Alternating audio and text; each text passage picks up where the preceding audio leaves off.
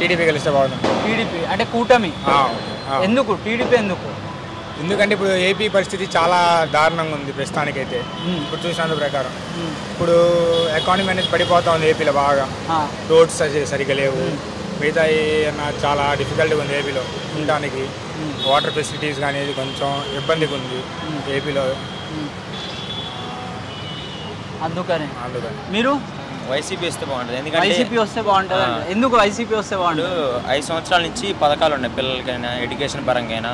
ఇప్పుడు మళ్ళీ 5 సంవత్సరాలు ఇప్పుడు డెవలప్ అవుతుంది కొద్దిగా. మళ్ళీ ఆ డెవలప్మెంట్ ఆగితే మళ్ళీ ఇటు స్టడీస్కి ఇబ్బంది అవుతుంది. అది కాక ఎడ్యుకేషన్ పరంగా స్కూళ్ళు డెవలప్ అవుతున్నాయి, అవి అవుతాయి ఫస్ట్. అందుకే నేను వైసీపీకి వేద్దాం అనుకుంటున్నాను. మీరేమంటారు? అయితే నేను ఆయన స్కూల్స్ బాగా డెవలప్ చేశారు, చాలా డిజిటలైజ్ చేశారు అని స్కూల్స్ ఓకే, స్కూల్స్ వరకు అయితే ఓకే, నేను చదువుతున్న స్కూల్స్ వరకు అయితే ఓకే. మిగతా పరంగా అయితే కాదు. మిగతా పరంగా అంటే ఎంప్లాయ్మెంట్ పరంగా దేని పరంగా? ఎంప్లాయ్మెంట్ పరంగా అంటే ఎంప్లాయీస్ అంటే వాళ్ళు సాఫ్ట్వేర్స్ ఉంటారు, వాళ్ళు వెళ్ళగొట్టుకున్నారు ఓకే. వాళ్ళకి తక్కువ వాళ్ళు చూసుకోవాలి మనం. ఎంప్లాయీస్ అంటే ఓకే, వాళ్ళు చూసుకుంటారు, వాళ్ళ శాలరీ వాళ్ళకి వస్తుంది. జాబ్కి వెళ్ళిపోయినా వాళ్ళ శాలరీ వాళ్ళకి వస్తుంది వీకెండ్స్ కాదు అని. దాని కింద వాళ్ళు అంటే బిలో వాళ్ళని చూసుకోవాలి కదా మనం సొసైటీ. ఇప్పుడు సపోజ్ నేనే ఉన్నా బ్రో, మా డాడీ డ్రైవర్.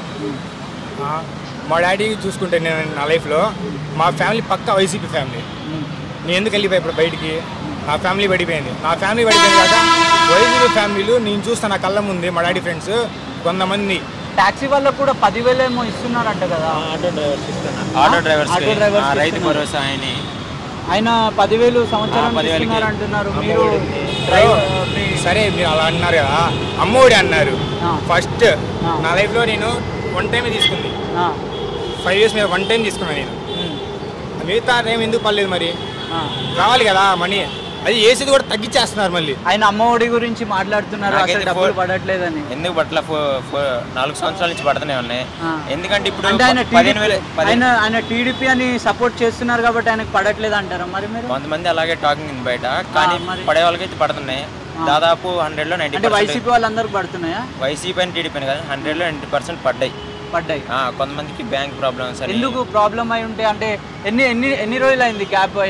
ఎన్ని రోజుల నుంచి పడలేదు? ఇంకా ఎన్ని రోజులు అంటే నేను నా 10th దాకా చదువుకున్నా కదా, అప్పుడు దాకా ఒక్కసారి పడ్డాను నాకు అమ్మఒడి అనేది. ఒక 5 నెలలు అయిందా?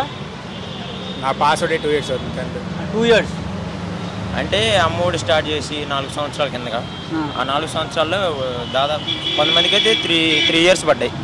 4th year అయితే Palla, 4th year 5th year కూడా పల్లా. అయితే మీకు క్యాపిటల్ ఏంటి? ఇంతకన్నా ముందు ఏది ఉండే క్యాపిటల్? ఇప్పుడు రాజధాని తెస్తాను అని చెప్పారు కదా, ఏది? వైసీపీ 3 రాజధానులు అంటుంది, సౌత్ ఆఫ్రికా లాగా. ఆ మోడల్ తీసుకొచ్చి చాలా డెవలప్ అవుతుంది అని చెప్తున్నారు. దానికి మీరేమంటారు? ఇప్పుడు రాజధాని అండి, మీ రాజధాని ఏంది అని అంటే ఏం చెప్తారు మీరు? ఇప్పుడు ప్రస్తుతానికి అయితే ఏం లేదు. అమరావతి అంటే 5 సంవత్సరాలు గడిచిన 5 సంవత్సరాలలో ఇంకా రాజధాని రాలేదు అని చెప్తున్నారు ఆయన. రాజధాని అయితే రాలా. అయితే ప్రస్తుతానికి అయితే జగన్మోహన్ రెడ్డి అయితే మూడు రాజధానులు చెప్పాడు, కానీ 3 ఇట్లో ఒకటి కూడా ఇప్పుడు రాజధానికి అయితే లేదు. మరి మీరు వైసీపీకి ఓటేస్తా అంటున్నారు కదా, డెవలప్ అయితే తీసుకొస్తారు కదా, రావాలి కదా. ఇప్పుడు చెప్పారు తీసుకొస్తామని, ఆయన చేసింది ఎవరు చేసిన 5 years చేయాలి, తీసుకురాలేదు. మరి మీరేమంటారు? చంద్రబాబు మరి 14 years నుంచి ఉన్నాడు, 3 సంవత్సరాలు అప్పుడే తీసుకురావాలి. క్యాపిటల్ తీసుకున్నావాలి కదా. ఇప్పుడు 5 సంవత్సరాలలో మీ వైసీపీ తెస్తాను అని అంటే 5 సంవత్సరాలు క్యాపిటల్ తీసుకొస్తా అని చెప్పలేదు. ఏమని చెప్పారు మరి? క్యాపిటల్ ఉండదని చెప్పారా లేదంటే ఏమని చెప్పారు? చేసుకొస్తా అని చెప్పారు. చేసి 5 years చేసేయాలి కంపల్సరీగా. ఎవరైనా సరే 5 years తర్వాత దిగిపోతారు. క్యాపిటల్ రాజధాని తెస్తారమ్మా? తెస్తారు. ఏది తెస్తారు? అమరావతి తెస్తారు. అమరావతి ఎందుకు? అమరావతి కర్నూలు ఇవి కూడా ఉన్నాయి కదా, దానికి వైసీపీ వాళ్ళు ప్రయత్నిస్తున్నారు కదా. 3 రాజధానులు ఉంటే డెవలప్మెంట్ సమానంగా జరుగుతుంది అని చెప్పేసి. సరే చేయొచ్చుగా మరి. అదే పోర్ట్స్ ఇవన్నీ డెవలప్ చేసిన తర్వాత ఇంకా కొద్ది డెవలప్ చేయాలని చూస్తున్నారు. ఇప్పుడైతే ప్రస్తుతానికి పోర్ట్స్ ఇవన్నీ డెవలప్ చేస్తారు ఫస్ట్, తర్వాత నెక్స్ట్ మనకి రాజధాని ఏదో తెలిస్తేనే కదా అన్ని డెవలప్మెంట్ ఎలా ఉండాలి అనేది ప్లాన్ చేసుకోవచ్చు. నెక్స్ట్ 5 years లో తీసుకొస్తా అని చెప్తున్నాడు. మళ్ళీ కన్ఫర్మ్ అయితే లేదు మరి. అంటే ఇప్పుడు మీరేమో వైసీపీకి వేస్తాను క్యాపిటల్ తెస్తాను అని చెప్తున్నారు. ఏ నమ్మకంతో మళ్ళీ క్యాపిటల్ వస్తుంది అని ఇప్పుడు జగన్ చెప్పిన పథకాల్లో అన్నీ తీసుకొచ్చాడు దాదాపు. ఇది కూడా తీసుకొస్తాడని నమ్మకం ఉంది మాకు. ఎందుకంటే ఇప్పుడు అమ్మఒడి వేస్తాను వేసాడు, రైతు భరోసాలు ఇచ్చాడు, పెన్షన్లు ఇచ్చాడు, సచివాలయాలు, ఇంటింటికి వాలంటీర్ వ్యవస్థ, దానిపైన వాలంటీర్ వ్యవస్థ బాగానే ఉందా వాలంటీర్ వ్యవస్థ? మరి టీడీపీ అంటున్నారు, టీడీపీ వాళ్ళు చెప్తున్నారు వాలంటీర్ వ్యవస్థ మేము వస్తే తీసేస్తామని. అది కొన్ని తీసేస్తామంటే ఇంకా కొన్ని ఏరియాలకు సరిగ్గా లేదు, కొన్ని ఏరియాలో పటిష్టంగా లేదు, కొన్ని ఏరియాలకు బాగుంది కొంచెం. మరి మీ టీడీపీ వాళ్ళే తీసేస్తా అని చెప్పినారు కదా, అంటే దాని మీద ప్రయోజనం ఏముందని ఏముండదా? అంటే పెన్షన్లు తీసుకోవడానికి ఇబ్బంది అవుతున్న సరే 5 years నుంచి చూసుకుందాం మనం. ఓల్డ్ ఏజ్ ఉన్నారు, వెళ్ళి అప్పుడు ఆ టైంలో కూడా పాస్ట్ రోడ్ ఇంటికి వెళ్ళి ఇచ్చిన రోజులు ఉన్నాయి. నేను చూసాను కల్లారా, ఈ వాళ్ళ ఆఫీసర్స్ ఇంటికి వెళ్ళి ఇచ్చిన రోజులు కూడా ఉన్నాయి ఆ టైంలో. ఇది గ్రామ పంచాయతీ సెక్రటరీలా? దానికి మీరేం చెప్తారు? నేనైతే చూడాల, ఎందుకంటే పోయిన నెల చూశారు మీరు, పోయిన నెల పెంచిన ఎంత ఇబ్బంది పడ్డారంటే, ఎందుకంటే ఇప్పుడు మళ్ళీ బ్యాంకుల కాడికి వెళ్ళి తీసుకోవాలన్నా, పంచాయతీ ఆఫీస్ కాడికి తీసుకోవాలన్నా ఇబ్బంది. ఈ సమ్మర్లో చాలా బాధపడ్డారు. అదైతే వాలంటీర్ని తీసేస్తే బాగోదు. ఇప్పుడు ఆ సిస్టమ్ నడుస్తుంది కాబట్టి అది నడిపిస్తే డెవలప్, అది సిబిఎన్ గెలిచే అలవాటు ఛాన్సెస్ ఉన్నాయి. సిబిఎన్ గారు ఎందుకు వద్దు చెప్పండి? వైసీపీ మీరు చెప్పినారు ఇట్లా అమ్మ ఒడి ఇస్తున్నారు, సిబిఎన్ కూడా ఇస్తాము అని హామీలు ఇస్తున్నారు కదా, అది కన్ఫర్మ్ కాలేదు కన్నా, ఇంకా కన్ఫర్మ్ కాలేదు. వచ్చిన తర్వాత చేసేది ఇంప్లిమెంట్ చేసేది, రాకపోతే ఇంప్లిమెంట్ చేయండి ఎలా చేయాలి చెప్పాలిగా, పథకాలు చెప్పండి ఎలా. అంటే టీడీపీ మేనిఫెస్టో వదిలేరు కదా, వదిలేరు మళ్ళీ తీసేశారు. అరే నిన్నే వదిలింది, నిన్న లైవ్ వదిలేరు, తీసేశారు మళ్ళీ. నిన్న సాయంత్రం లైవ్ వదిలేరు బ్రో 7కి. అందుముందు చెప్పి మళ్ళీ ఎందుకు తీసేశారన్న? అప్పుడే కాదు బ్రో, చూపిస్తాను. 10 రోజుల కింద వదిలేడు. బాబు గారు ఎందుకు వద్దు నాకు అది రీజన్ చెప్పండి. ఆయన అదే అడుగుతున్నారు. జగన్ గారు క్యాపిటల్ తీసుకొస్తాను తీసుకురాలేదు, ఇప్పుడు ఏ నమ్మకంతో జగన్ గారికి ఓటు వేస్తారని ఆయన అడుగుతున్నాడు. మీరేమో జగన్ గారికి ఓటేస్తే మళ్ళీ రాజధాని తెస్తాడు అని మీరు చెప్తున్నారు. ఆయన చెప్పిన దానికి మీరు ఏం చెప్తారు? ఇప్పుడు చంద్రబాబు చెప్పిన అన్ని చేయలేదన్న. ఇప్పుడు జగన్ అన్ని చేయలే, 100కి 90% అయిపోయినాయి. ఈ 10% కూడా అయిపోతే నమ్మకంతో మేము ఓటేస్తున్నాం. ఎందుకంటే స్టూడెంట్స్ రోడ్డు వ్యవస్థ హైవేలు పడుతున్నాయి, పడుతున్నాయి.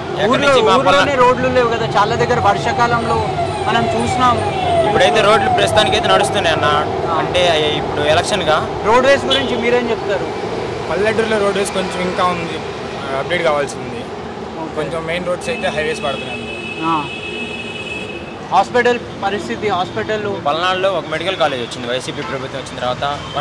వర్క్బుడి ప్రాజెక్ట్ ఒకటి వచ్చింది, ఇంకా డెవలప్ అయింది. మాచర్ల నియోజకవర్గం వరకు అది హైవేస్ వచ్చాయి.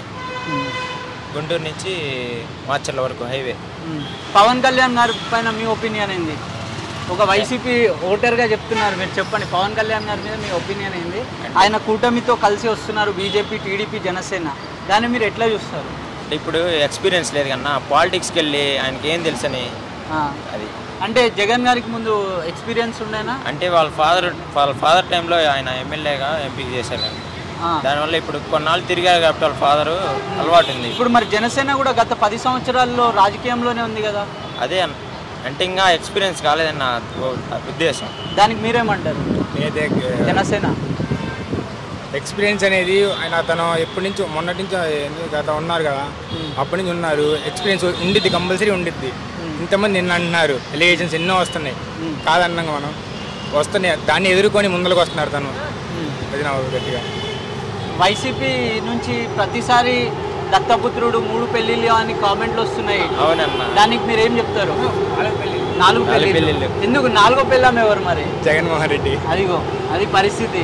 దానికి మీరు ఏమంటారు? ఇప్పుడు వైసీపీలు ఏమంటున్నారంటే 4వ వైపు చంద్రబాబు అంటున్నారు, లేకపోతే నారా లోకేష్ అంటున్నారు.